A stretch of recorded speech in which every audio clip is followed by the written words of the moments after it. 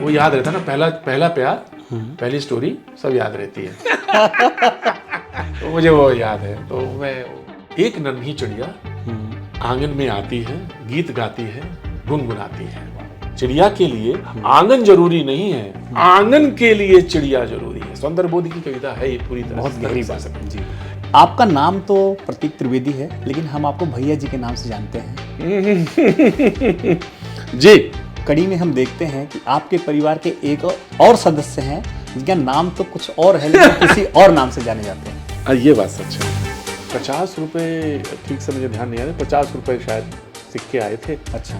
और क्वीन की तरफ से एक लेटर आया था जो मेरे परिवार में अभी भी है। तो जो लाइन खींची ग्रैंडफादर ने, उसके वो आगे पिताजी ले गए अपने तरह से, हमने नहीं ली। ग्रैंडफादर हमारे, क्योंकि प्रकृति के चितेरे कह सकते हैं उनको शब्द, तो वो थे और उनकी कविताएं और अटल जी को बिल्कुल याद थी।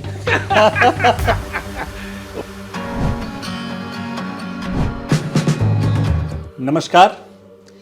आज के कुलवृक्ष पॉडकास्ट में हमारे साथ हैं देश के जाने माने पत्रकार, वरिष्ठ पत्रकार प्रतीक त्रिवेदी जी।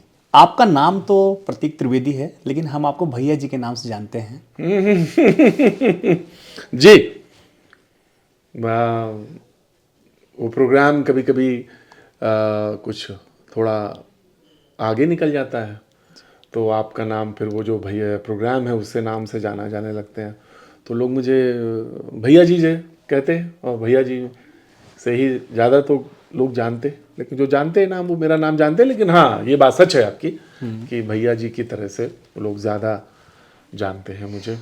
और इसी कड़ी में हम देखते हैं कि आपके परिवार के एक और सदस्य हैं जिनका नाम तो कुछ और है, लेकिन किसी और नाम से जाने जाते हैं। ये बात सच है आपकी, बिल्कुल आपने सही कहा कि मेरे परम पूज्य श्रद्धेय ग्रैंडफादर, मेरे बाबा जी, स्वर्गीय चंद्रभूषण त्रिवेदी उनका नाम, लेकिन उनको लोगों ने रमई काका के नाम से जाना। वो पुरोधा अवधि के, और जो 3 लोग हैं अवधी भाषा, अगर आप भाषा पढ़ेंगे, कवि पढ़ेंगे, साहित्य पढ़ेंगे अवधी का, जहाँ से हम लोग आते हैं, अवध क्षेत्र से आता हूँ मैं, तो उसमें वो रमई काका के बगैर इतिहास पूरा नहीं होता, उसको पढ़ना पड़ेगा।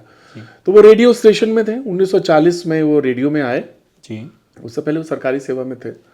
तो वहाँ पे रमई काका उनका नाम पड़ा, वहाँ पे कोई थे पहले एक रमई, तो वो चले गए, तो फिर वो अवधि में काका, मतलब हर जगह काका शब्द तो हर जगह मिलता है आपको जी। तो काका माने चाचा, तो वो काका रमई काका हो गए, रमई करके थे वो। फिर वो उनका नाम भी लोगों ने एक लेटर लिखा हो किसी ने, और उनको चाहने वालों ने, तो वो फिर रमई काका हो। तो 1940 में वो रेडियो में आए। फिर उसके बाद वो टेलीविज़न में आ गए थे जी, वो भी कार्यक्रम करते थे। और यही एक सिलसिला है हमारे परिवार को, पहले वो रेडियो में थे, फिर वो टेलीविज़न में आए। तो ये बात सच है कि वो बहुत लोकप्रिय और बड़े प्रतिष्ठित अवधि के, और बात खड़ी बोली भी लिखी, कविताएं लिखी उन्होंने जी। तो देश भर के कवि सम्मेलनों में वो जाते रहे, सुने जाते रहे। हालांकि वो सरकारी नौकरी में थे, इसलिए ज़्यादा कवि सम्मेलनों में नहीं जा पाते थे, लेकिन हाँ, वो बहुत लोकप्रिय और प्रतिष्ठित व्यक्ति थे। जी। अवधि की कोई ऐसी कविता जो उनके द्वारा लिखी गई हो, जो आपके दिल के एकदम करीब? अरे उनकी कम से कम 16-17 किताबें हैं, और कम से कम 1000, 1500, 2000 तो रिसर्च हुई होंगी उनके ऊपर जी। बहुत बड़े बड़े संस्थानों के एंथम, उनके लिखे हुई कविताओं के एंथम हैं जो उन्होंने लिखे। मैंने स्वयं उनको 3rd ईयर के कोर्स में, एज अ कोर्स में पढ़ा यूनिवर्सिटी में जी। क्योंकि मेरे पास एक लैंग्वेज थी, तो उस लैंग्वेज में उनको पढ़ना था, तो मैंने पढ़ा उन्हें।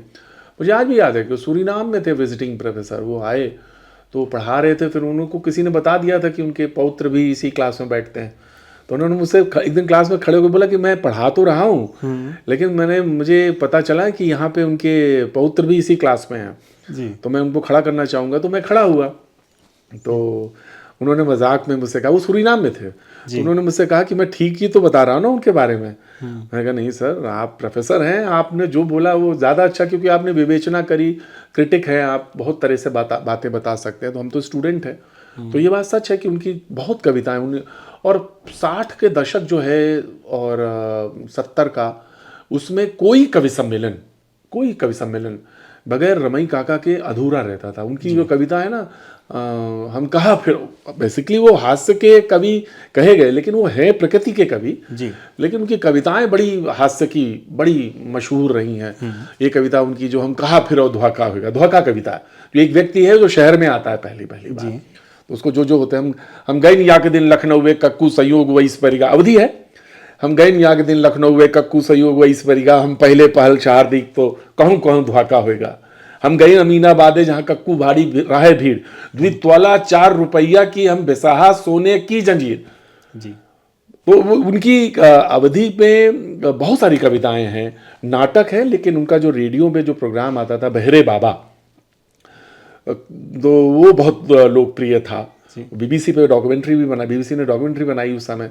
तो कहे बाबा, कहें हाँ बच्चा, कहें छतर फली थानेदार आए हैं, तो बाबा कहते थे, वो ऊंचा सुनते थे जी। तो कहते थे अच्छा काके हो बच्चा, मटर फली दानेदार आई हैं। वो कह रहे थे छतर फली थानेदार आए हैं, वो कहते थे अच्छा तो मटर फली दानेदार आए हैं। तो इस तरह का एक उन्होंने बनाया, लेकिन वो अपने व्यक्तिगत जीवन में बहुत अच्छा और बहुत बढ़िया सुनते थे।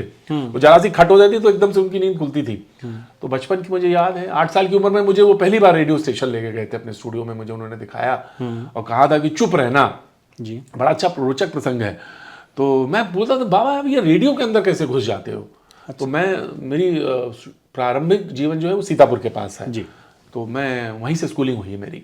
तो वहाँ पे मैं सुनता था उनको, आता था हर सैटरडे को, तो सुनता था उनके नाटक प्रहसन आते थे। अभी भी कभी कभी सुनाई पड़ जाता रेडियो पे, इतने दिनों के बाद भी, आज भी। हाँ, अरे वो बड़े लोकप्रिय हैं। हाँ, अरे बाप रे बाबू, तो मैं आज भी सुन लेता हूँ कभी कभी, जाना अरे मेरे तो ग्रैंडफादर की आवाज़ है, तो मैं रुक जाता हूँ कभी कभी। रेडियो का वो जमाना, एक रेडियो होता था, 50 लोग उसको घेर के सुनते थे जी। फिर वो उनके ग्रामोफोन्स थे, उसके बाद वो कैसेट का ज़माना आ गया, वो भी था उनका। और मन्ना डे ने ना जाने किसने कितने उन्होंने गाया। तो वो 8 साल की उम्र में था, मैं गया चुपचाप बैठा था स्टूडियो में। फिर वो बाहर निकले, प्रोग्राम देखा मैंने, और जब वो मुझे डायरेक्टर, क्योंकि एक उसका आउटपुट डायरेक्टर के पास जाता है, सुनता रहता है वो, उसके रेडियो में आता रहता है, वो लेके गए मुझे मिलाने। तो उन्होंने मुझसे पूछा कि जब मिलाया तो उन्होंने कहा कि अच्छा ये अरुण का बेटा है, यानी मेरे फादर जी। तो बोले हाँ ये अरुण के बेटे हैं। तो वो दोनों लोग हंसने लगे। फिर मेरे ग्रैंडफादर ने मुझे बताया कि ये हंस रहे इसलिए रहे थे कि बहुत पुरानी कोई बात थी, उन्होंने उनसे शेयर की, तब तो डायरेक्टर कोई और रहा होगा, लेकिन वो बात का जिक्र ये था कि मेरे फादर भी गए रेडियो, पहली बार उनको भी वो लेके गए थे, लेकिन मेरे फादर थोड़ी देर तो बैठे रहे, फिर गए अब वो प्रोग्राम होता था लाइव, तो उन्होंने कह दिया काका चलो, अब वो तो टेलीकास्ट हो गया जी। तो ये तो बड़ा वो है ना। तो मेरे ग्रैंडफादर इतना क्विक आदमी, और इतना मतलब उनका वो जो एक जो ना त्वरित वो चीज़ें थी। उन्होंने कहा हाँ पंचो अब चले समय होगा, अब देखो आज घर लौटे के है और लौटे बेरी सब्जी लेक है, और आज तो लड़को हुआ है, तो याद दिला रहा। तो वो उन्होंने उसको वाइंड अप कर दिया उस प्रोग्राम को। और बंद जब बोला था मेरे फादर ने, वो प्रोग्राम खत्म होने का समय था, अगर बीच में बोलते तो शायद कुछ और बोलते वो। हाँ। तो इस तरह के तमाम लोकप्रिय और तमाम सारे जिंदगी के हिस्से हैं जो मेरे बचपन में हुए हैं और किस्से याद आ जाते हैं। दादाजी से जुड़ा हुआ कोई एक ऐसा किस्सा आपके दादाजी से जिसे आप भूल नहीं पाए अपने जीवन में? विश्वनाथ प्रताप सिंह मुख्यमंत्री थे जी, और वो आर्ट और कल्चर और इसके खुद भी बहुत बड़े चित्रकार थे। बाद में तो मैं रिपोर्टिंग समय में आ गया था जी, तो मैं उनसे मुलाकात भी करता था, मिलता भी था, मिला भी हूँ। प्रेस कॉन्फ्रेंस भी मैंने उनकी अटेंड की है, मैंने वो दौर भी देखा जब वो अपने उसमें थे। और बाद में उनका क्योंकि किडनी खराब थी उनकी जी, तो वो उनसे मिलने आए थे। वो मेरे ग्रैंडफादर मेरे एडमिट थे। अच्छा। तो मैं सीतापुर से आया था, तो हम मुख्यमंत्री आए थे अस्पताल में, तो सब दरवाजे मतलब गेट के बाहर ही रोक दिए गए सारे लोग। अच्छा। तो मैं अपने ग्रैंडफादर को मिलने आया, तो मुझे पूछा कि क्या हुआ, तो बोले कि मुख्यमंत्री मिलने आए हैं उनसे, तो आप सारे लोग यहीं, पुलिस ने रोक दिया था। तो मेरी माँ ने कहा कि ये सब तो खैर जाने को मिला, लेकिन तब तक वो चले गए थे विश्वनाथ प्रताप सिंह। तो मैं गया, तो मेरे ग्रैंडफादर ने मुझे मेरे बगल में मुझे बैठाया और पूछा कि कैसी पढ़ाई चल रही है। मैंने कहा ठीक है। तो बस उन्होंने मेरे हाथ ऐसे लगाया और कहा कि 2 चीज़ें ध्यान रखना, पढ़ना बहुत है, ध्यान से पढ़ना है, मन लगा के पढ़ना है, ये तुम्हारे काम आएगा, बहुत काम है और मेरा आशीर्वाद है। तो ग्रैंडफादर अपने जो चीज़ें देखता है, जैसे परिवार के लोग होते हैं उनको देखता है, वैसे ही बहुत सहज आदमी, बहुत सरल आदमी थे। मतलब उनके लोग जो हैं जिन्होंने वो जिनसे मिलते थे या जिनसे उनकी बातचीत होती, शेरवानी पहनते थे और चूड़ीदार पैजामा पहनते थे। रेडियो स्टेशन वो 3:30 4 बजे निकलते थे और बाहर निकल के एक छोटा सा पान खाते थे और पान खा के, सादा पान जी। और पान खा के वो रेडियो स्टेशन रोज जाते थे। तो ये उनका नित्य कर्म था और रोज लिखते थे। वो हाँ, वो बाद में स्वतंत्र भारत जो पेपर था उसके वो जो एक उसका परिशिष्ट था उसके वो संपादक भी रहे। और सबसे खास बात यह है कि वो व्यक्ति एडमिट था तब भी लिख रहा था। एडमिट थे फिर भी तब लिख वो रहे लिखते थे। रहते थे। वो उनकी आदत थी, वो उनकी नित्य प्रत था। स्वास्थ्य बहुत समय अच्छा नहीं रहता था उनका जी। तो लेकिन फिर भी वो रोज उठ जाते थे और अपना सारी जो उनका जो प्रोग्राम होता था उसको उसकी स्क्रिप्ट लिखना, ये सारा करना, ये सब काम था। फिर कवि सम्मेलनों में जाते तो मैंने उनको कवि सम्मेलनों में भी सुना है जी। और मेरी माँ, मेरे फादर, क्योंकि फादर तो मेरे खुद पोएट हैं, तो ऐसा भी कई मरतबा हुआ कि वो फादर और वो दोनों लोग एक साथ मंच पे मौजूद हैं और मैं नीचे बैठा हुआ कवि सम्मेलन। वो समय था जब कवि सम्मेलनों की बड़ी धूम हुआ करती थी। तो हम सामने बैठे रहते थे, सुनते थे उनको। और मैंने अपनी ग्रैंडफादर को देखा तो मुझे लगा कि पता नहीं ये क्या बोलेंगे, लेकिन जब बोले तो देखा कि सारे लोग तो खड़े हो गए, ताली बजाने लगे, सारे लोग तो वाह वाह करने लगे, हंस रहे कुछ। तो वो हंस के भी कविताएं उनसे बाध्य करते थे लोग कि हंस की कविताएं सुनाइए, तो सुनाते थे। तो इस तरह का व्यक्तित्व था उनका। बहुत बड़ी बड़ी हस्तियां उनसे मिलती थीं। तो मतलब वो हर विधा पे उन्होंने लिखा। जी। सब करीबन 14-15 तो किताबें होंगी उनकी। तो इस तरह का व्यक्तित्व था उनका। लेकिन संघर्ष बहुत रहा उनका जीवन। उनका प्रारंभिक जीवन जो है बहुत संघर्ष में रहा। और उनके फादर यानी मेरे परबाबा, जी। ये बहुत कम लोगों को मालूम है। मेरे परबाबा जो हैं वो बसरा में उनकी ही डाइड, वहाँ उनकी उनको वो कहना चाहिए मरणों मतलब कि शहीद हुए। अब ब्रिटिश की तरफ से लड़े। फर्स्ट वर्ल्ड वॉर में। अच्छा। फर्स्ट वर्ल्ड वॉर में वो थे। और तो उनका किस्सा ये है कि वो जब जा रहे थे, हम लोग मूलतः रहने वाले उन्नाव के हैं जी। तो अब तो वहाँ पे कोई रहता नहीं है गांव में। और ये बड़े दुख के साथ मैं कहता हूँ, कभी जाता होता उधर से टूर तो मैं गांव पहुँच जाता हूँ जी। लेकिन गांव से संपर्क रहता है। बस यही है, इतना ही है। लेकिन मेरे ग्रैंडफादर फर्स्ट वर्ल्ड वॉर में जा रहे थे बसरा में, तो अपने साथियों के साथ जा रहे थे। तो उस समय मेरे ग्रेट ग्रैंडफादर जा रहे थे, सॉरी, पर बाबा। तो बाबा का जन्म हुआ था बस। अच्छा। हाँ जी, तो उनका जन्म ही हुआ था। तो लोगों ने कहा कि अरे बेटे को तो देखे जाओ, इकलौता बेटा, देखे जाओ। तो उन्होंने कहा नहीं नहीं, मैं वॉर से लौट के आऊँगा और जब मैं वॉर से लौट के आऊँगा तब देखूंगा, तब मैं अपने बेटे को देखूंगा। जी। लेकिन वो कभी देख नहीं पाए अपने बेटे को। और वहाँ लड़े और ईस्ट पंजाबी रेजिमेंट में थे। बसरा में लड़ाई हुई उनकी फर्स्ट वर्ल्ड वॉर में। और जो लौट के आए थे लोगों ने, उन्होंने बताया, फिर वो जो लेटर आया उससे हम लोगों ने सही उसको पाया। तो वो जब वो लड़ रहे थे तो एक गोली उनके पैर में लगी। अच्छा।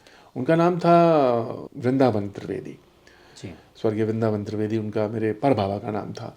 तो वो लड़ते लड़ते एक गोली उनके पैर में लगी। तो कर्नल ने उनसे कहा कि Vrindavan, now you go back to barracks में जाओ, तुम वापस जाओ और अब कंटिन्यू नहीं कर सकते तुम, तुम्हें पैर लग गया, घायल हो गया तुम। तो बाबा ने कहा कि नहीं, मैं लड़ूंगा। और वो उन्होंने साफा खुला अपने पैर में बांध लिया, यहाँ घुटनों के पास लगी थी गोली। तो उन्होंने अपने बांध लिया और फिर लड़ते रहे। तो फाइनली क्या होता है, बैटलफील्ड तो कुछ दूसरी चीज़ होती है ना। आप घायल हैं तो बहुत सस्टेन नहीं कर सकते बहुत देर तक, और वही हुआ। लेकिन एक जोश रहता है वहाँ पर। हाँ, वो जोश रहता है। तो बस वही रहा, जोश रहा होगा।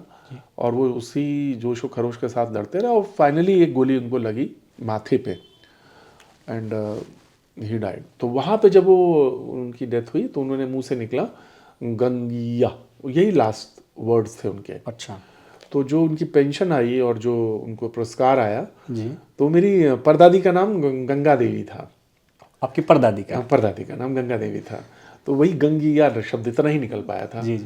तो मुसम्मात गंगिया देवी के नाम से वो एक 50 रुपये, ठीक से मुझे ध्यान नहीं आ रहा, 50 रुपये शायद सिक्के आए थे, अच्छा और क्वीन की तरफ से एक लेटर आया था जो मेरे परिवार में अभी भी है। जी, यानी रानी विक्टोरिया की तरफ से। जी जी। तो वो लेटर ये था कि ये बहुत ब्रेवली फाइट ही, और वो था, उसका पुरस्कार था और पेंशन बन गई थी। जी लेकिन जैसा होता है कि बच्चा छोटा हो और पैदा ही हुआ तो संघर्ष बहुत बड़े होते हैं। जी।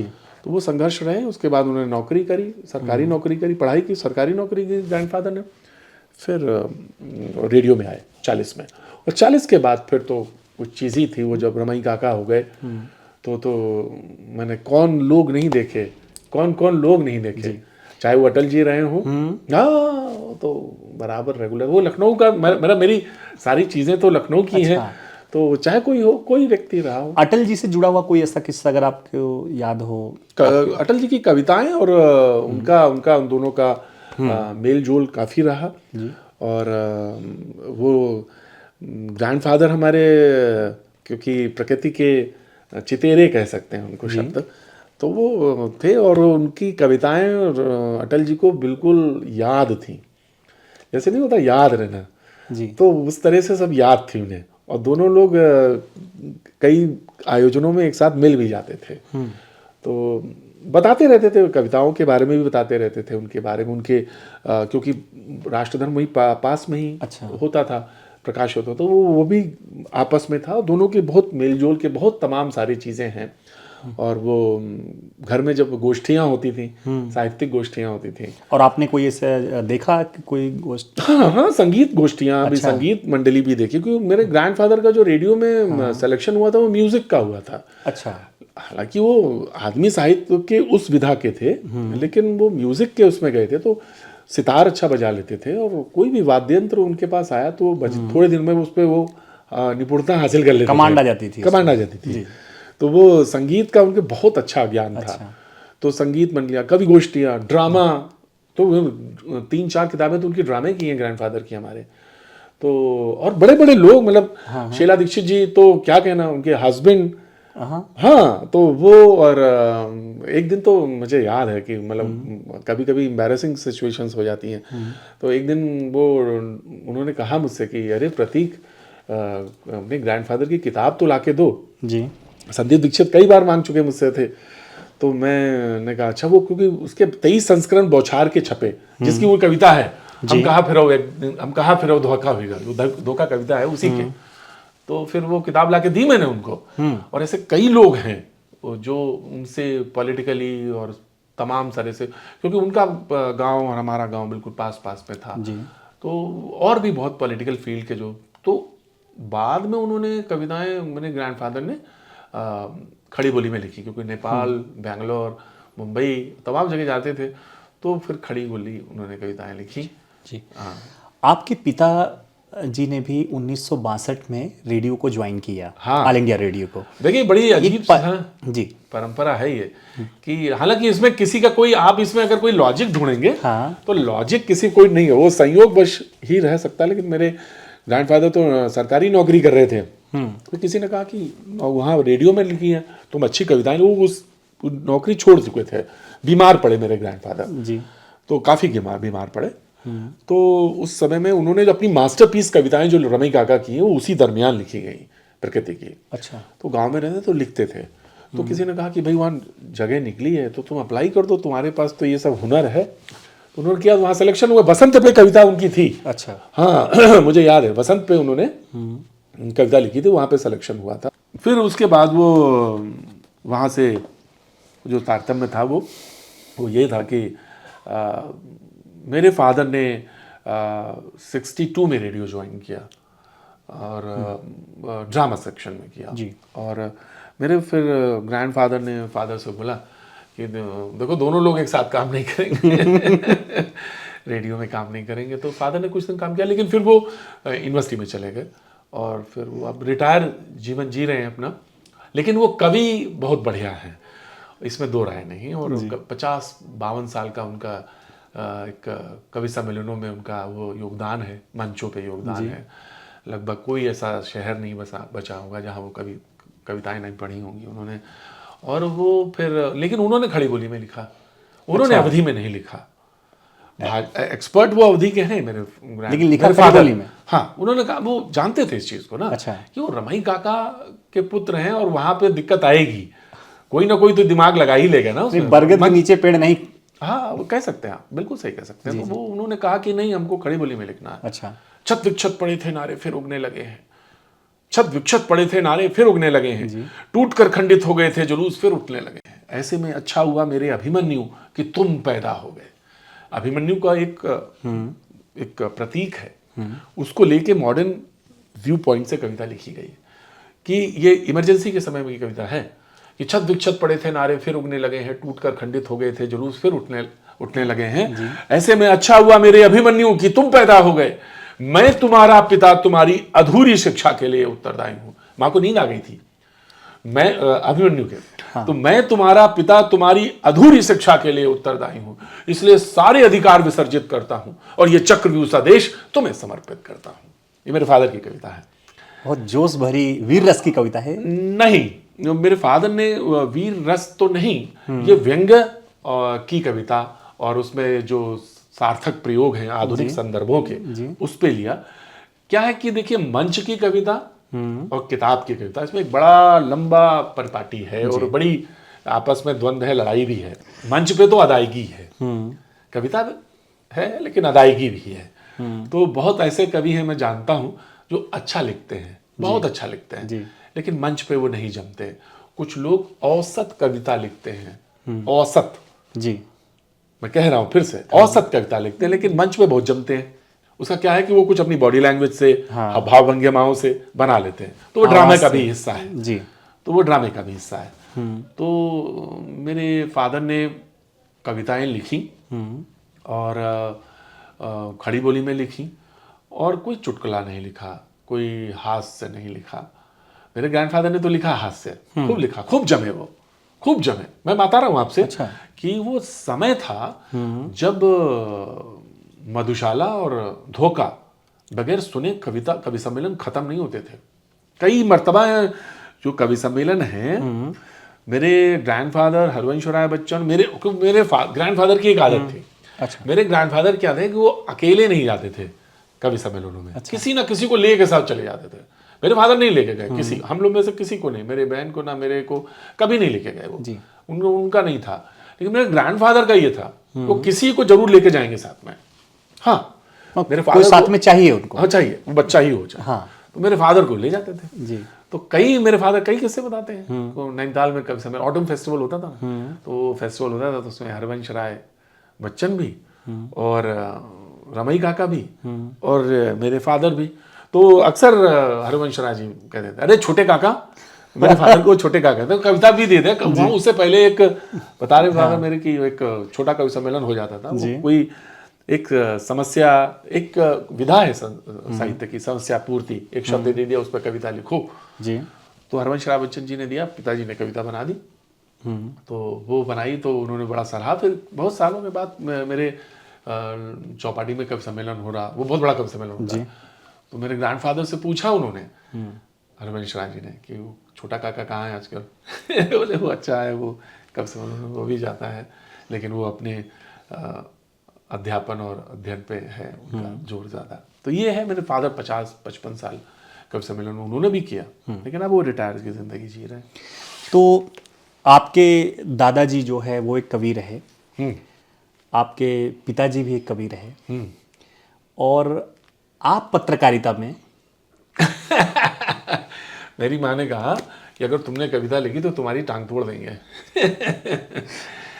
मजाक में बात थी कि कविता नहीं, लेकिन हाँ, मेरे फादर का जब जन्म हुआ तो घर पे ड्रामे का रिहर्सल चल रहा था। अच्छा। हाँ, वो फैक्ट है, ड्रामे का रिहर्सल चल रहा था। तो ड्रामा थिएटर हमारे घर का एक वो है। तो मेरे ग्रैंडफादर कविता लिख रहे थे, जबकि वो एक सोल्जर के बेटे थे।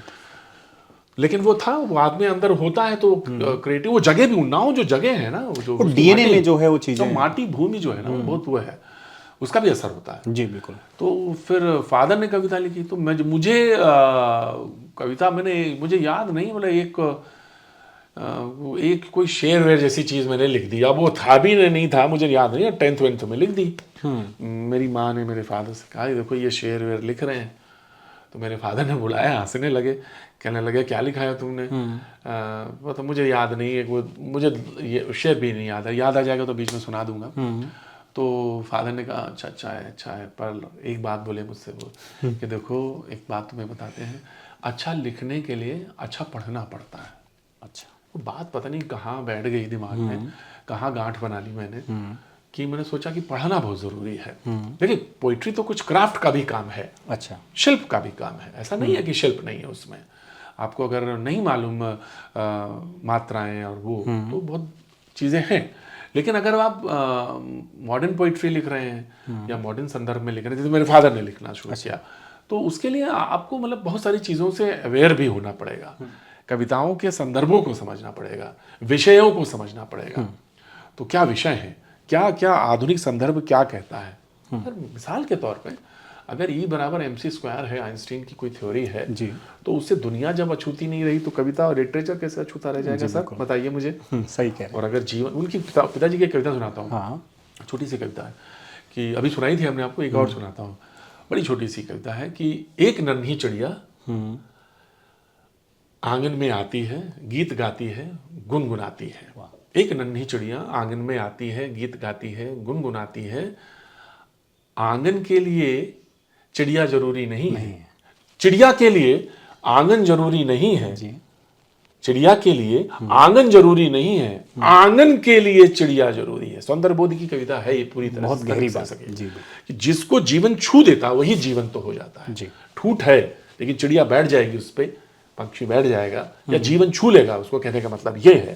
पक्षी यहाँ पे क्या है, वो जीवन है जी, उसी को वो जीवंत कर देगा, उसी में सौंदर्य उत्पन्न हो जाएगा। तो व्यक्ति जो है वो बहुत महत्वपूर्ण है, ये आधुनिक संदर्भ है जी। तो जो लाइन खींची ग्रैंडफादर ने, उसके वो आगे पिताजी ले गए अपने तरह से। हमने नहीं लिखी कविता, नहीं आपने लिखी ना एक, ना वो एक शेर लिखा बस वैसे, उसके बाद डांट वाट पड़ गई तो मैं हट गया। फिर मैंने ड्रामे पे अपने को, लेकिन आपके पिताजी भी तो ड्रामे पर थे। लेकिन अब देखिए क्या है तो सब साहित्य अभिव्यक्ति की विधाएं हैं सर ये। अच्छा, आप चाहे ड्रामा करें, चाहे पत्रकारिता करें, चाहे पेंटर हो, चाहे मैं थिएटर में घुसता चला गया, तो अभिव्यक्ति की है ना, अभिव्यक्ति के ये तमाम सारे साधन हैं। तो उसमें ये भी एक था, ड्रामे में थिएटर में चलता चला गया, मैं बढ़ता चला गया, स्ट्रीट प्लेस करता रहा, यूथ फेस्टिवल्स में जाने लगा, एक्टर्स और डायरेक्शंस के अवार्ड मिलने लगे। तो फिर मेरे फादर ने मुझसे कहा कि देखो भाई ऐसा है कि करियर बनाना बहुत ज़रूरी है।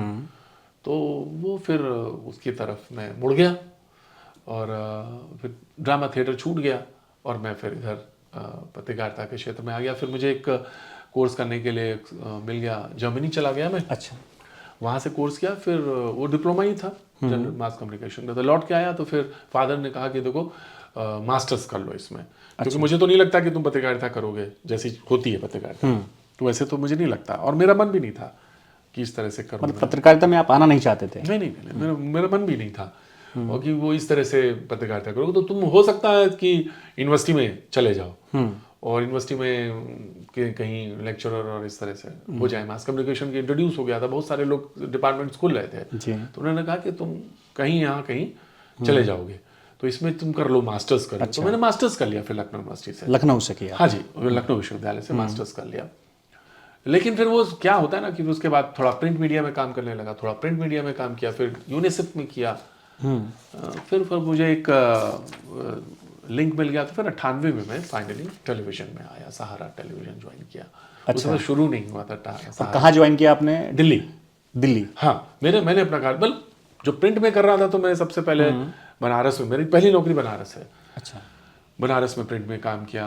उससे पहले, उसके बाद फिर मैंने थोड़ा अमर उजाला में काम किया, मेरठ में थोड़ा, बहुत ज़्यादा समय नहीं था, वो तो प्रिंट मीडिया था जी। फिर यूनिसेफ में किया, उनका एक वो था मॉड्यूल था, उसमें पेपर था, उसमें मैंने वहाँ काम किया। फिर फाइनली 98 में मैं दिल्ली में मैंने सहारा ज्वाइन किया। सहारा ज्वाइन कर लिया। शुरू नहीं हुआ था वो, भर्तियाँ हो रही थी बस, तो बस वो भर्ती के तहत में भी मैंने पेपर देखा था और मैं था कुंभ में, वो ये यूनिसेफ का प्रोग्राम था ना। अच्छा। तो कुंभ मेला चल रहा था वहाँ हरिद्वार में। कौन से सन का? 98 में। अच्छा, 98 का कुंभ चल रहा था उस वक्त। जी, 98 का कुंभ चल रहा था। हाँ। तो उसी में सहारा के पेपर में मैंने वही चाय पी रहा था, तो मैं देखा, मैंने अप्लाई कर दिया। तो बस अप्लाई कर दिया, तो यहाँ बुलाया गया, इंटरव्यू हुआ, और उसमें थोड़ा बहुत बातें पूछी गई, ज़्यादा बातें पूछी नहीं गई। लेकिन वो टीम बड़ी ज़बरदस्त बनी थी सहारा में, बहुत सारे लोग थे उसमें। हाँ, उसमें बड़े बड़े लोग थे जो आज काफ़ी प्रतिष्ठित और काफ़ी दूर तक पहुँचे हुए लोग हैं। तो उसी में मैं फिर लग गया सहारा में। वहाँ से शुरू हो गया फिर टेलीविज़न। जी। पहला टर्निंग पॉइंट आपको क्या लगता है, कौन सा प्रोग्राम आपका पहला टर्निंग पॉइंट रहा जब आपको इसमें ख्याति मिलना स्टार्ट हुई? देखिए, शुरुआत में क्या था कि मुझे रिपोर्टिंग ही करनी थी, तो मैं रिपोर्टिंग कर रहा था। हालांकि मैं सहारा में मेरा जो टेस्ट हुआ था, वो एंकर टेस्ट, वो जया बच्चन ने लिया था उस जमाना। हाँ जी। अच्छा। हाँ, वो बाकी नाम ना पूछिएगा कि उसमें कौन फेल हुआ था कौन पास है। मैं पास हो गया था उसमें एंकरिंग में जी, और स्टूडियो एंकरिंग में। नहीं, लेकिन इसमें एक सवाल जोड़ना चाहूंगा कि जब जया बच्चन आपके सामने थी। नहीं, वो उन्होंने बाद में देखे थे रेशर्स, वो मैं सारे फुटेज बनाई जाती थी। अच्छा। तो उनके सामने पेश किया जाता था। वो एस्थेटिक डायरेक्टर थी, उनके सामने रखा गया, तो उन्होंने देखा होगा, तो बोला, वो पूछा होगा, कहा होगा ये लड़का ठीक है, मुझे लगता है इसमें कुछ थोड़ी बहुत जान दिखती है जी। तो जो भी दिखा उन्होंने, मुझे नहीं मालूम, उनको प्रणाम है। तो फिर मुझे जो बताया था उस समय, जो लोग थे वहाँ पे, जो डायरेक्टर्स थे, उन्होंने कहा कि वो बड़े नाम है वो पत्रकारिता के, कि भाई देखो ऐसा है कि तुम्हें भी करना है। तो मैं कह रहा था कि मुझे नहीं करना है। तो किसी ने मुझसे कहा पत्रकारिता में कि देखो भाई, तुम बड़े बेवकूफ़ आदमी हो, टेलीविज़न में लोग आते हैं एंकरिंग करने के लिए, तो तुम ही एक आदमी ऐसे हो जो एंकरिंग से भाग रहे हो। तो खैर, वो जो एक दिन मैं पहुंचा, वो मुझे याद है वो दिन, तो उन्होंने कहा जाके रोस्टर देखो, जाके चेक करके आओ। तो बड़ी डबट के बोला। तो मैं गया, देखा रोस्टर में मेरा नाम लगा हुआ था एज एंकर। तो मुझे ड्राई रन्स करने थे। अच्छा। वो शुरू नहीं हुआ था जाना, तो मैं ड्राई रन्स में जाके बैठ गया। मुझे आज भी पहले याद है कि कहीं से सूट आया, क्योंकि उनका एक वो भी था डिवीजन क्लोथ का, सहारा का, वही तभी वो भी शुरू हो रहा था। कहीं से टाई आई, कोट पहना, टाई पहना, क्योंकि मैं तो गया नहीं था प्रिपेयर होके ना, वैसा पहना, बैठ गया। तो यहाँ से पसीना चू रहा था मेरे, और यहाँ तक जा रहा था। और फंबल्स तो मुझे याद भी नहीं कितने हुए होंगे। अच्छा। हाँ, लेकिन पता नहीं क्या था, उनको लग रहा था यही ठीक है, यही ठीक है, यही ठीक है। हाँ। तो फिर 2-3 बार हुआ, महीना हुआ, 2 महीना हुआ, 3 महीने का, अब तो ये मना ही कर देंगे मुझे कि अब नहीं करना है। फिर महीने का रोस्टर आता था, अगले महीने में देखा फिर लगा हुआ है, उसमें कई लोग भी थे, तो तीसरे में देखा फिर लगा हुआ है। तो फाइनली ऐसे चलता रहा जी। 2000 में मैंने फिर वो सहारा छोड़ दिया और मैंने आज की बात ज्वाइन कर लिया, रजत शर्मा जी को, साउथ एक्स में उनका ऑफिस था जी। तो वहाँ करने लगा। वहाँ तो मूलतः रिपोर्टिंग ही थी और कुछ था ही नहीं, सिर्फ रिपोर्टिंग करते थे। हाँ। तो मैं गया, तो जब उन्होंने, मुझे याद है रजत जी ने मुझसे कहा कि भाई देखिए, आपको मैंने देखा नहीं है। मैंने तो नहीं देखा, अब देखेंगे तभी जब वो चैनल आएगा ना। हाँ। तो चैनल आया ही नहीं था तब तक। तो प्रोग्राम क्या करते थे आप? वो ड्राई रन चल रहा था, वो एक अलग कभी किसी समय। अच्छा। वो तो सहारा अपने को बहुत सारी चीजें हैं ना उसमें। अच्छा। टेलीविजन के तो एक सहारा भी एक एपिसोड है। हाँ। तो उस समय बस वो बन ही रहा था, वो ड्राई रन रिलीज नहीं हुआ था। हाँ, वो एक फिर चैनल हो गया, तो उसमें एक एपिसोड एक जाता था, एक बुलेटिन जाता था। अच्छा। तो उस बुलेटिन भर का काम होता था। हाँ। तो मेरी रिपोर्ट पर मेरे समय तक तो वो भी नहीं हो पाया था पूरी तरह से। अच्छा जी। तो मुझे लग रहा था कि यहाँ से निकलना जरूरी है, अदरवाइज तो मामला खत्म हो जाएगा जी। तो मैं चला गया रजत जी का। तो रजत जी ने बहुत ईमानदारी के साथ कहा, तो सही कहा कि भाई मैंने आपको देखा नहीं, लेकिन एक चीज आपकी बड़ी जबरदस्त है। तो मैं रुक गया, मैंने कहा पता नहीं कौन सी चीज है, वो अच्छी भी लग रही है। कुछ आंखों के स्पार्क से तो मैं बॉडी लैंग्वेज में शुरू से पढ़ना जानता था अच्छी तरह से। तो मैंने देखा, उन्होंने कहा कि तुम्हारा तलफ़ुज़ जो है, तुम्हारा जो प्रोनाउंसिएशन है, वो बहुत साफ है, क्लियर है, स्पष्ट बोलते हो। तो मुझे लगता है कि तुम इस मामले में तो सही हो, मुझे लगता है कि तुम कर लोगे काम जी। तो तुम आ जाओ। तो मैंने वो ज्वाइन कर लिया, फिर आज की बात ज्वाइन कर लिया। वहाँ मैं फिर रहा, 2000 में किया, और मैं 2003 दिसंबर या 2014 का जनवरी तक मान लीजिए, दिसंबर था या जनवरी में था, मैंने फिर तब तक काम किया वहाँ पे। उसके बाद फिर मैं आज तक आया। वहाँ आप सिर्फ रिपोर्टिंग ही करते थे? वहाँ रिपोर्टिंग करता था। तो वहाँ पे लोगों ने देखा होगा मुझे काम करते हुए, स्टोरी करते हुए। तो वो फिर उन्होंने जो आप टर्निंग पॉइंट बोले, तो वहाँ जब मैं आया, आज तक में तो वीडियो कॉर्नर करोल बाग में था, वहाँ पे ज्वाइन किया मैंने। वो मेरे जीवन का, यानी उसने आपको पत्रकारिता की दुनिया का अमिताभ बच्चन बनाने का काम किया? ऐसा कह सकते हैं? अब ये शब्द जो है ना, वो देखिए वो बहुत प्रणम्य व्यक्ति हैं और मैं उनका बड़ा आदर करता हूँ, अमिताभ बच्चन जी का। और उनके साथ कंपेयर करना मेरे जैसे आदमी के लिए बिल्कुल जी। शोभा नहीं देता। या आपका है, मैं आपको बहुत बहुत आदर के साथ कह रहा हूँ। लेकिन हाँ, फिर 2000 जो आपने टर्निंग पॉइंट बोला, तो वो मैं आज तक में आ गया। अच्छा। 2014 का 2004 आई एम सॉरी 2004 4। जी। तो चुनाव होने थे, भर्तियां हो रही थी, कुछ लोग चले गए थे, एक बैच चला गया था आज तक छोड़ के एकदम से। तो बस वो जगह खाली हुई, किसी ने कहा कि यहाँ आओ, और वहाँ पे मेरा कहा पीस टू करो। तो मुझे याद है पीस टू भी वो कोई बहुत मतलब ताकतवर नहीं रहा होगा, लेकिन हुआ। अच्छा। लिखा मैंने और लिख के मैंने पीस टू कर दिया, मतलब लिख के उसको मेमोराइज करके, फिर उन्होंने टाइम दिया, पेपर लिखा, टेस्ट हुआ, रिटन टेस्ट हुआ, और वो सब हुआ, और कॉपी चेक वर्क हुई, और उन्होंने देखा और कहा कि आप ठीक हैं। मतलब ऐसा तो नहीं कहा था कि बहुत अकस्मात, मतलब आपका प्रतिभा बहुत जबरदस्त है, ऐसा तो नहीं, लेकिन हाँ उन्होंने कहा कि यू आर गुड। तो कुछ लोग छोड़ के गए थे, उसमें मुझे अपॉर्चुनिटी मिली, वहां से फिर मैंने काम शुरू किया। 2004 का चुनाव लोकसभा का मैंने आज तक से शुरू किया। पीलीभीत का जो था मैं कवर करने गया था, मतलब पीलीभीत था या मैनपुरी का रहा होगा, मुलायम सिंह की जी। वो याद रहता ना, पहला पहला प्यार, पहली स्टोरी सब याद रहती है। तो मुझे वो याद है, तो मैं शायद मुलायम सिंह जी की रही, वो मैनपुरी कवर करने गया और या शायद पीलीभीत था, शायद पीलीभीत था। 2000 का वो चुनाव जब पहली बार कांग्रेस गवर्नमेंट आई और आडवाणी जी का, सॉरी अटल बिहारी वाजपेयी जी की। तो मुझे याद है ना, वो आपने नाम ले लिया तो मैं बता देता हूँ। वो तो मेरे मैं बेसिकली रिपोर्टर ही रहा। तो वो था दिवाली का कुछ समय पहले, तो ये मेरे पास होम मिनिस्ट्री थी जी, तो कवर करता था। तो उन्होंने कहा कि आडवाणी जी होम मिनिस्टर थे, डिप्टी प्राइम मिनिस्टर हो गए थे, लेकिन वो था। तो उन्होंने कहा कि भाई आप वहाँ घर पे बुलाया है, ये औरंगजेब रोड पे सबको बुलाया। अच्छा। हम भी गए। तो उन्होंने कहा कि एक विज्ञापन आता है, उसकी एक लाइन है फील गुड वाली बात, वो पहली बार वहां पे सुनी थी मैंने। अच्छा। अब वही उन्होंने ही कहा था ये बात। कुछ भी कोई कहे तो वो पहला जो है वो वही उन्होंने ही, उनके ही मुंह से था वो। अच्छा, आडवाणी जी के। हाँ, वो मैं लेके आया था, वो दिवाली से कुछ दिन पहले की बात है, बस वो 2 दिन या 3 दिन या 4 दिन, धनतेरस रही हो या एक दिन पहले रहा हो, वहां से उनके लॉन से लेके आया था। फिर मैंने 2004 का चुनाव यहाँ किया। फिर यहाँ पे कुछ, फिर तब तक नकवी जी आए। नकवी जी के साथ सहयोग ये रहा कि वो जब मैं गया इंटरव्यू दिया वगैरह तो वो नहीं थे। और 10-12 दिन बाद वो फिर आ गए। तो फिर वहाँ पे एक सिलसिला शुरू हुआ। फिर हमारा उनका एक, उन्होंने बहुत सारी चीज़ें बताई, वो कॉन्फिडेंस डेवलप हुआ, फिर मुझे ब्रेक मिले, ठीक ठीक। वहाँ से फिर खेल शुरू हुआ आज तक से। तो मेरा पहला जंक्शन जो है जहाँ पे मैं कह सकता हूँ बिल्कुल कि एज मतलब जहाँ से पहचान या लोगों ने सुना, अभी भी मुझे लोग बहुत सारे मिल जाते हैं जो कहते हैं मैं आपको आज तक के ज़माने से जानता हूँ।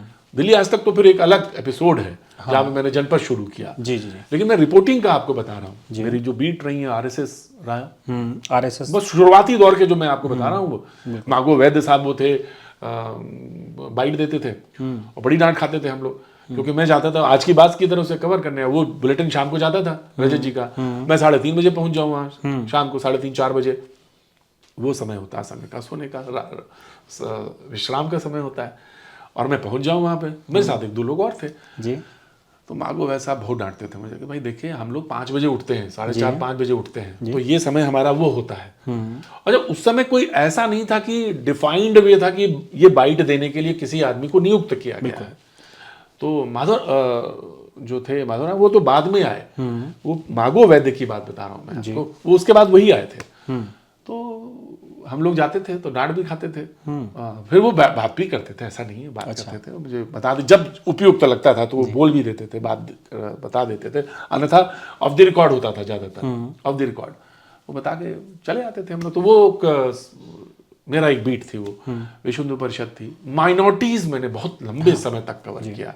बहुत सारे लोगों को ये लगता है कि ये कैसे है, तो आरएसएस भी था और वीएचपी भी था और माइनॉरिटी, और मैंने कोई शायद इदारे नहीं छोड़े होंगे, चाहे जमात इस्लामी, अहले हदीस, आपका ये ITO वाला, सब सब सब सब लगभग all India personal law boards, क्योंकि वो समय राम आंदोलन का वो था, तो सभी जाते थे उसमें, हम भी जाते थे, कवर करते थे। आज तक के लिए मेरी ये बीट थी जी। तो आप क्योंकि आप आरएसएस कवर कर रहे थे, वीएचपी कवर कर रहे थे और इधर माइनॉरिटी को भी कवर कर रहे थे, यानी आप हिंदू और मुस्लिम दोनों पक्ष को उस वक्त कवर कर रहे थे, तो आपको कुछ प्रिपरेशन करनी पड़ती थी इन सब की, क्या पूछना है क्या नहीं पूछना है, कैसे उसको, उसके बारे में कुछ आपने तैयारियां, उसका नॉलेज? इसके बगैर तो हो ही नहीं सकता। मैंने आपको एक सूत्र वाक्य बताया था कि मेरे फादर ने मुझसे कहा कि बगैर पढ़े तो काम चलता ही नहीं है जी।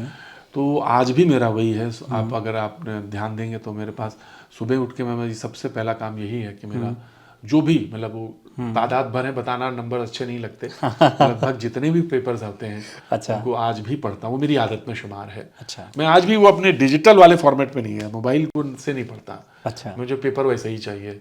कोरोना के टाइम में मुझे बहुत प्रॉब्लम हो रही थी, लोगों का पेपर बंद कर देना, लेकिन मुझे ये लगता था कि यार ये पेपर वाला इसकी तो एक ही पेशे में रोजी रोटी, हाँ, रोजी रोटी का सवाल है। तो बड़ी घर में बड़ी मान मनोबल के साथ पेपर मेरे आते रहे और वो मैं जुड़ा रहा, तो वो पेपर तो मेरे लिए बहुत लाजमी था, तो मैं वो करता रहा। उसको पेपर पढ़ना जरूरी था, तो प्रिपरेशन जो है ना, अब देखिए माइनॉरिटीज को कवर करने के लिए, माइनॉरिटीज का मतलब ये मुख्यतः लोग मुस्लिम्स, हाँ, तो जो मुस्लिम था उसमें मुझे एंट्री तो आसानी से नहीं मिली, बहुत दिक्कत हुई क्योंकि इधर आप ब्राह्मण थे? नहीं ये कुछ नहीं, ऐसा तो नहीं था?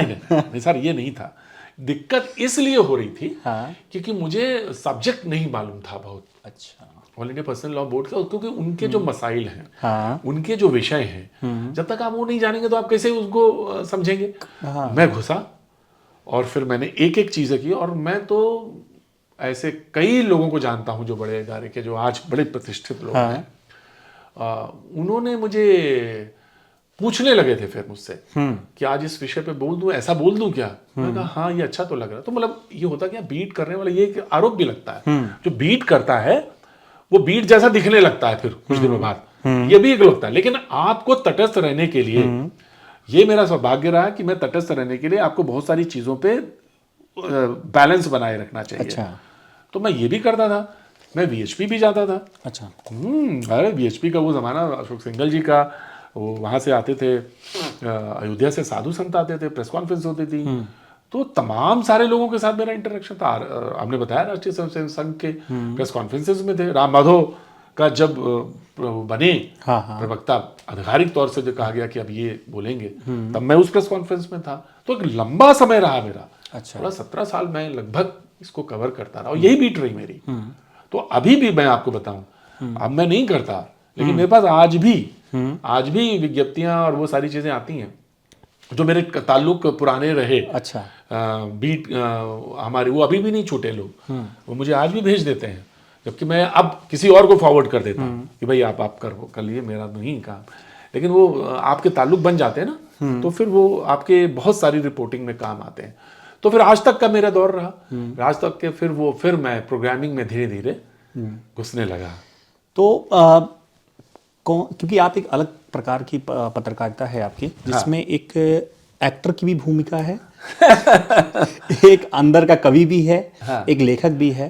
तो ऐसा कौन सा प्रोग्राम रहा, यादगार प्रोग्राम, जहां से आपको लगता है कि आपका ये जो आपकी विशेष प्रकार की शैली से आप जो पत्रकारिता अभी आज वर्तमान में? देखिए, मैं एक व्यक्ति का जो निर्माण है, हाँ, वो मैं जब सहारा में था तो बहुत जानकार आदमी थे फिल्म के, उन्होंने मुझसे कहा कि देखो यार, ये जैसे टेलीविजन जो है ना, ये पत्रकारिता वाली, इसमें स्पेशलाइज्ड लोगों की, विशेषज्ञ लोगों की, स्पेशलाइज्ड लोगों की बहुत ज्यादा जरूरत रहती नहीं है।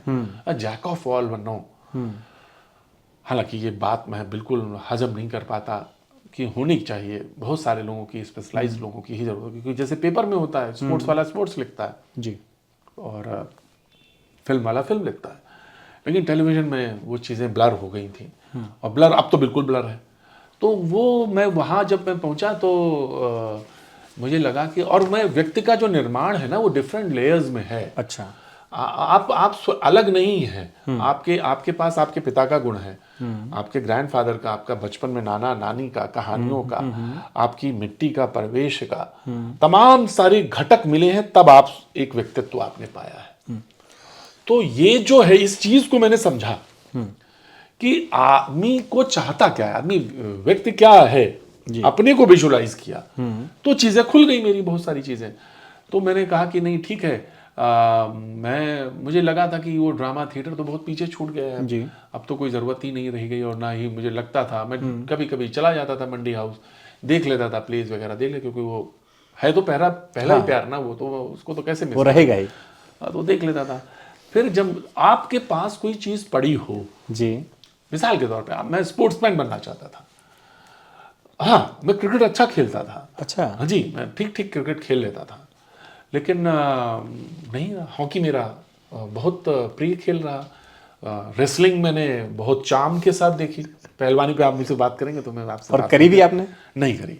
अरे वो कहाँ भाई, कान टूटे होते ना, सब कान बिल्कुल साबुत है, मैंने तो सुनता कैसे भी। तो ले देखना और बात है, चाम पैदा कर लेना। जब आप क्या होता है ना, जब आप नहीं होते हैं वहाँ पे, हाँ। तो शौक ऐसी चीज़ है कि आपको बहुत सारी फिर मुख्तलिफ चीज़ों से आपको उसको पूरा करते हैं, फिर आप जाते हैं देखते हैं।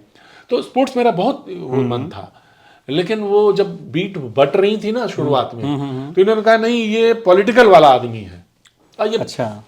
लोगों ने तय कर दिया, अब वो तय कर दिया तो मैं उसी में चला गया, स्पोर्ट्स नहीं मिला मुझे, लेकिन मैं खेला, ठीक ठाक खेला। आज भी मैं स्पोर्ट्स का पन्ना देखता हूँ, अच्छा।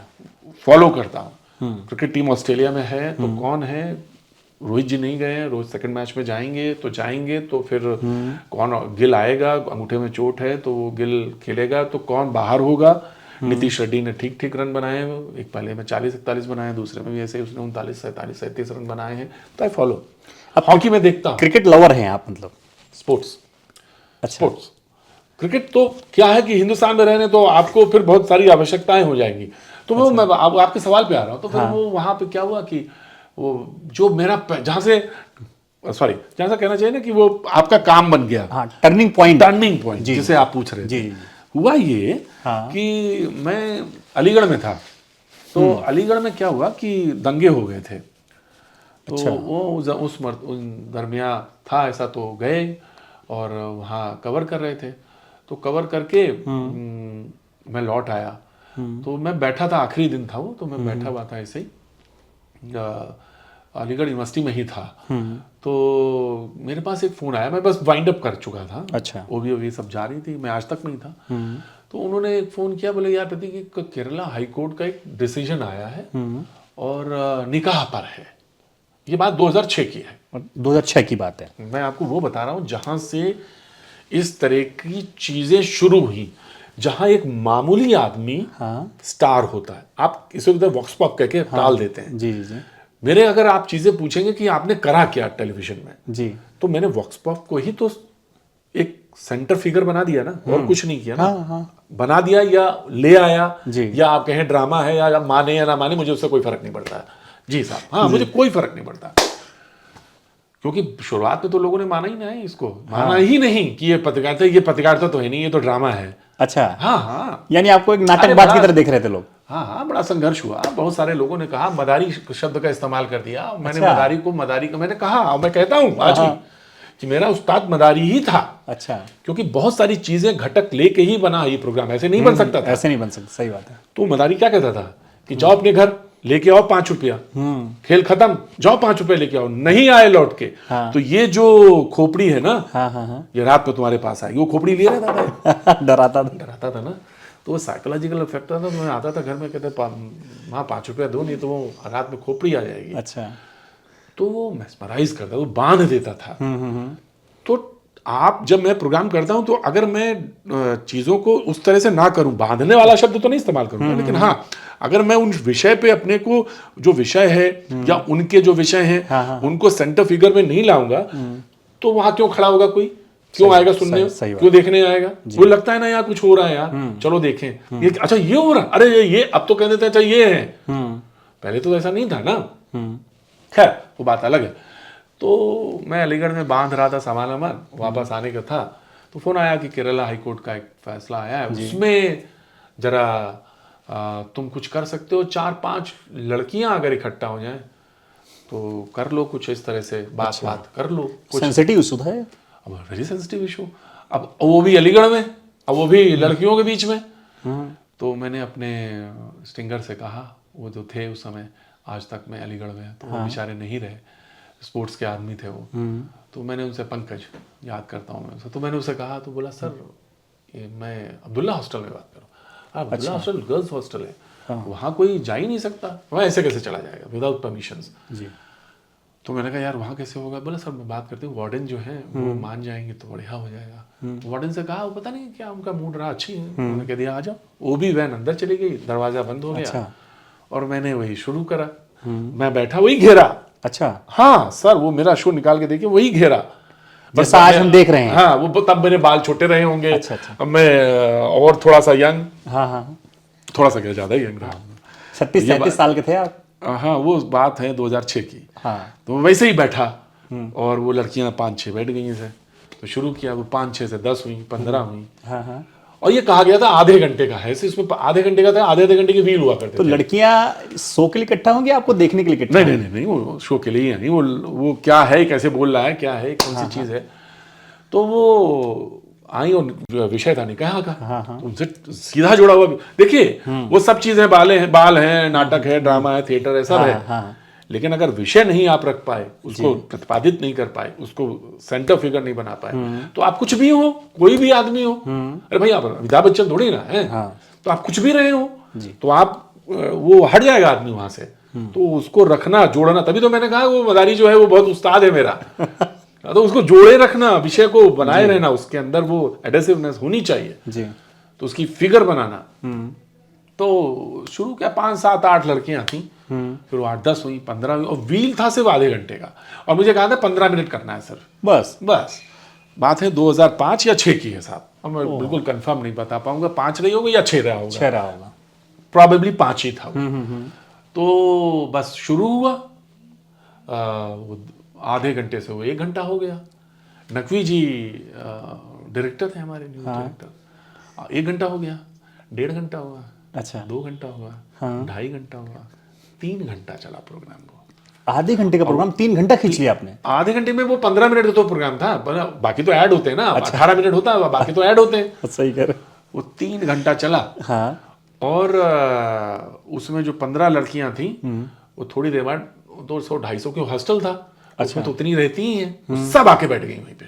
सभी ने आपको घेर लिया? हाँ, उसमें एक पक्ष भी हो गया अपने आप ही, उसमें विपक्ष भी हो गई। निकाह में ये निकाहनामा, तो स्टैंडर्डाइजेशन ऑफ निकाहनामा का बहस चल रही थी उस समय, और तलाक पर मामला था।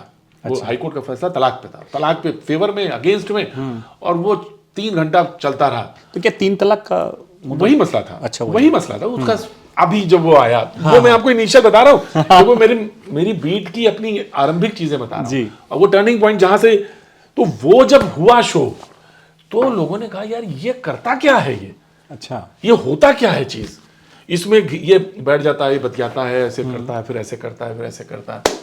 और वो मान लीजिए मेरा, किसी इंडस्ट्री ने, सबसे पहले क्या होता है, आपको इंडस्ट्री में लोग आइडेंटिफाई करें। अच्छा। आप बहुत अच्छा इंटरव्यू लेते हैं जी, ये तो जनता तो बाद में जानेगी जी, पहले तो इंडस्ट्री के लोग जाने ना आपके। हाँ, कि भाई कि ये आदमी है, ये पत्रकार है, ये ऐसे काम करता है। तो पहली बार इंडस्ट्री ने जाना कि यार ये कुछ ऐसा करता है, ऐसा भी हो सकता है। हाँ। और मैं आपको एक आज सेंटेंस बताऊं, जब मैं लौट के आया, नाम नहीं बताऊंगा, वो मेरी किताब का हिस्सा रहेगा। अच्छा। तो किसी ने मुझसे कहा, वो आज भी हैं, बड़े व्यक्ति हैं, अच्छा, पत्रकारिता के, बोले देखो इतना अच्छा काम नहीं किया जाता, अगर आप इतना अच्छा काम करेंगे तो कुछ लोगों के कामों में दिक्कत होगी। अच्छा। हाँ जी, पॉज है मेरा, इसमें थोड़ा सा स्ट्रेस भी दिया मैंने, आपने देखा नहीं, सुना नहीं। बोले कुछ लोगों को दिक्कत होगी। अच्छा। तो उन्होंने मजाक में भी कहा था, हाँ, और हिदायत भी दी थी, सलाह भी दी थी, बड़े भाई की भूमिका भी निभाई थी, और बता भी दिया था धीरे से कि देख बेटा तूने करा तो बहुत अच्छा है ये। अच्छा। और वहां से आइडेंटिफाई हो गया मामला। फिर टेहरी डूबी। अच्छा। तो मुझे कहा गया चले जाओ। तो रिपोर्टिंग और शोज के बीच की कुछ हिस्सा वहां बना। वो क्लॉक डूब रहा था टेहरी का नीचे वाला, तो एक घड़ी का बस घड़ी दिख रही थी, तो मैंने बनाया कि समय जैसे रुक सा गया है। हाँ। वहीं से केदारनाथ की और बद्रीनाथ की रोडें निकला करती थी उस जमाने में, यात्री जाते थे। तो यहीं से वो रास्ते मैंने देखे जहाँ पे लोग सुस्ताते थे। तो वहां पे एक बनाया, लोगों को अच्छा लगा, और वहां 1 महीना घूमता रहा। फिर एक धोनी साहब के बाल बड़े बड़े थे, तो मुशर्रफ साहब ने कुछ कह दिया था। हाँ। तो इसी अंसल प्लाजा में मैंने एक ओपन थिएटर पे शो किया। अच्छा। उसमें बहुत सारे लोग थे, उसमें बहुत सारे लोग थे बड़े बड़े आज तक के, वो पीरियड भी आज तक में बड़े बड़े एंकर्स। तो वो बस वो वहाँ पे मामला बन गया। अच्छा जी। तो फिर वो लोगों ने कहा कि ये कुछ ऐसा करता है। तो फिर मैं एक कहीं बाहर था शूट पे, तो लौटा, मेरठ में एक आग लग गई नुमाइश में, वहाँ भी कुछ इसी तरह के रिपोर्टिंग करके जब मैं लौटा तो आपके पैर में कील लगने की हाँ घटना? वो हाँ जी, मैं बताता हूँ। हुआ ये कि वहाँ पे नुमाइश में आग लग गई। अच्छा। और कई लोग मर गए, उसे आशंका जताई गई, इसमें कई बच्चे भी थे। जब मैं पहुंचा 2-2:30 बज चुके थे, क्योंकि मैं दूसरी जगह से अलीगढ़ पहुंचा, वो अलीगढ़ था या कहीं था, मैं वहां से पहुंचा था मेरठ। तो वहाँ सब जल चुका था, सभी लोग आए थे उसमें जी। मायावती जी भी, मुलायम सिंह जी भी, और दिल्ली से सारे लोग, बड़े बड़े नेता पहुंचे थे। तो वहां पे टेंट जला हुआ था, चांद ऊपर दिख रहा था। तो मैंने अपने कैमरामैन से कहा कि इसको लगाओ, एब्स्ट्रैक्ट था सब कुछ, वहीं से लगाओ। एक मैंने लोग सुन रहा था, कानों में पड़ रहा था कि एक माँ और बेटी भी जल गए इसमें। अच्छा। और बेटी छोटी थी और बड़ा दर्दनाक हादसा। तो वो मैंने, और मेरे पैर में कोई इतनी बड़ी कोई कीला जल गया होगा, तो पैर में घुस गया, जूते को क्रॉस करता हुआ तलवे के अंदर, और खून ही खून। मैं चला नहीं जाता, इंजेक्शन लगवा के मैं लौटा और मैंने एक बनाया, और कैमरा घूमता है, बस घूम रहा है, वो भी मैंने रिपोर्टिंग में ही खोजा अपना। अच्छा। कैमरा घूमेगा और मैं पीछे से नरेशन करूंगा, और मैंने नरेशन किया जी। तो वो नरेशन कहा था कि माँ, मैंने तुम्हारा हाथ तब तक नहीं छोड़ा, मेरा हाथ तब तक छूटा नहीं जब तक गर्मी तेज हो गई, आँच बहुत थी और जलन बहुत ज्यादा थी। माँ, तुम भी नहीं छोड़ना चाहती थी, लेकिन फिर वो एक तरह का नरेशन था। वो माँ बेटी हाथ पकड़े रहे होंगे, इतनी ज्यादा जब जल ही गए, वो बड़ा दर्दनाक हादसा था। तो वो बस वहां लौटा और लौट के आया। मैं 2 दिन ऑफिस नहीं गया। वो जब लौटा तो पैर लंगड़ा ही रहा था मेरा। तो उन्होंने मुझसे कहा, 2006 की बात थी ये, कि भाई ऐसा है कि एक चैनल लॉन्च कर रहे हैं और वो है दिल्ली आज तक। अच्छा। उसमें तुम वैसा ही जैसा शो करते हो। तब तक मैं 3-4 फुटकर कर रहे थे। देखिए, इंडस्ट्री ने आइडेंटिफाई कर लिया था, मतलब आपको पहचान लिया था आपके अंदर के, ये कर सकता है, जी। ये कुछ ऐसा बना लेता है, ये कुछ ऐसा कर देता है।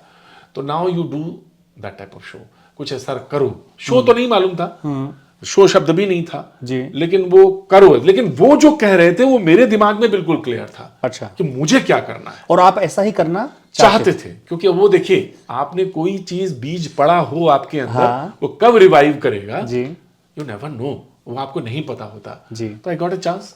तो फिर वो मैंने पहला शो किया वसंत कुंज में 29 मई 2006। आप मुझे डेट कैसे याद, मैं डेट नहीं याद रहती। हाँ। तो इसलिए याद है, अभी कुछ दिन पहले मैं अपने कुछ कागज साफ कर रहा था, तो उसमें एक पर्ची मिली 516 रुपए की। अच्छा। 25 कुर्सियां और 3 लाइट हेलोजन वाली, जी। उस पर वो शो किया 516 रुपए का। 2006 वो शो किया। दूसरा डिफेंस कॉलेज में, दिल्ली में ही होना था शो।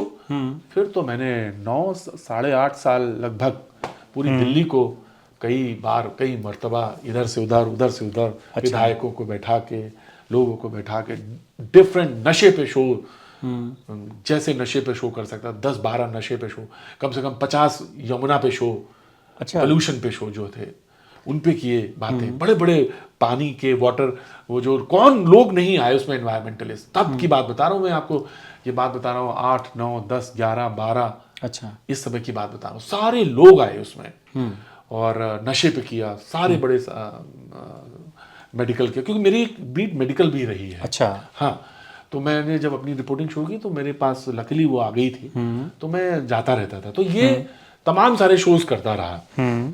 फिर 2013 के आसपास मैंने फैसला लिया कि मैं अब आज तक छोड़ूंगा। मैं यहाँ आ गया था, फिल्म सिटी में आ गया था, वो छूट गया था। अच्छा। अब मैं यहाँ आ गया था, तो यहाँ पे लगभग साल भर हो गया था मुझे।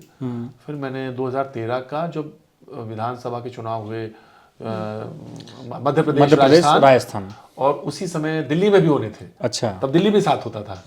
तो फिर जो पहला वाला दिल्ली की सरकार बनी है, जी जी जी जी, उसमें भी मैं इंडिया टीवी आ गया। मैं 13 महीने फिर मैंने दोबारा रजत जी ने से बात हुई, उधर रजत जी ने कहा कि तुम आओ दोबारा काम करने। जी। तब मैं उनके चैनल में काम कर रहा, तब तक तो मैं प्रोडक्शन हाउस में काम करता था। आज की बात में फिर दोबारा मैं गया, तो 13 महीने फिर आज तक और न्यूज़ 18 इंडिया के बीच के जो 13 महीने हैं वो मैंने वहां काम किए। जी। 13 महीने बाद फिर मैंने, वो सबसे कम समय मैं कहीं रुका, फिर मैंने वहां से छोड़ा और फिर मैं यहाँ आ गया। हालांकि उनके लिए भी मैं 8:30 से 9 वो टाइम स्लॉट मैंने उनके यहाँ किया रात में 8:30 से 9 बजे। उसके बाद रजत जी फिर वो रीलॉन्च कर रहे थे अपना शो। अच्छा अच्छा, अपना शो उन्होंने फिर से लॉन्च किया, वो बंद था, बहुत लंबा गैप था, रजत जी नहीं कर रहे थे 9 बजे वाला शो। सही बात है। उसके बाद उन्होंने वहां से मेरे पहला शो ग्वालियर का था, मुझे याद है 13 का, वहां 13 का जब शो किया ग्वालियर का, उसके बाद 9 बजे का फिर से रजत जी ने प्रोग्राम शुरू किया। बीच में उन्होंने थोड़ा सा टाइम ले लिया था, अच्छा। गैप लिया था। केदारनाथ जब मैं 13 में, हाँ। तो मैं वहीं था केदारनाथ में। आप केदारनाथ में ही थे? जी। उस घटना को आपने लाइव देखा? अरे वो तो मैं ही बच गया उसमें, तो 1 महीने तक किसी को पता ही नहीं था कि मैं कहाँ हूँ।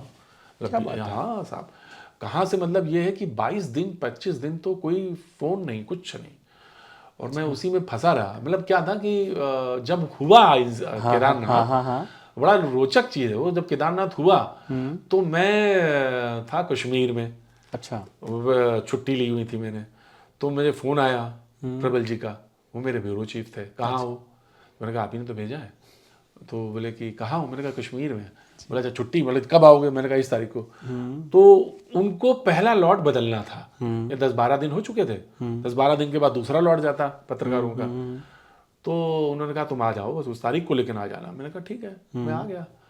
तो जो दूसरा लॉट था वो मुझे मुजफ्फरनगर के आसपास मिला। उसने कुछ सामान वामान नमकीन हमको दे दिया, और बाकी वो था कि मैं पहुंच गया। उसने मुझे आगाह किया जो आ रहा था, अच्छा, कि बहुत खतरनाक चीज़ है, आगे मत बढ़ना ज़्यादा, you don't have to take risk. मैंने कहा अच्छा ठीक है। तो मैं पहुंचा, तो मैं आसपास करता रहा इलाकों में। एक गांव था जिसमें डोली पे बैठ के जाना था उस तरफ, क्योंकि वो सारा गांव पानी के अंदर चला गया था, खत्म हो गया था। तो वो 2-4-5 लोग थे जो घिरे हुए थे, तो डोली में बैठ के गया, वो डोली बीच में रुक गई, और आप बीच में अटक गए? बीच में अटक गया मैं। आज तक की घटना है वो, अटक, और किसी में नहीं अटकी, वो आर्मी लेके गई थी मुझे। अच्छा। आर्मी ने कहा मैं नहीं जाऊंगा उस तरफ। तो आर्मी मैंने ने कहा मना क्यों? हाँ, मैंने पूछा क्यों? बोले आर्मी का मतलब ये होता है कि हमारे ऊपर लाखों रुपए पुलिस खर्च करती है, हाँ। सॉरी गवर्नमेंट खर्च करती है जी, तो ट्रेन करती है। हाँ। हमें जान जोखिम में नहीं डालना है पूरी, हाँ। बहुत जोखिम है वहाँ। तो मैंने कहा मुझे तो जाना पड़ेगा, तो मैं गया उधर। कब आपको अलाउ कर दिया आर्मी ने? हाँ, वो उसमें तो कोई नहीं था, वो डोली तो गांव वाले तो जा ही रहे थे। अच्छा, गांव वाले जा रहे थे संस्कार, जिसकी बुनियाद में होती है परंपरा, और हम कुलवृक्ष संजोते हैं, सींचते हैं परंपरा के जड़ों को, आपके पुरखों के इतिहास को। और अगर आप अपने पूर्वजों को जानना चाहते हैं तो आइए हमारी वेबसाइट www.kulvriksh.in पर, या फिर हमें कॉल कीजिए और बनाइए अपनी फैमिली ट्री।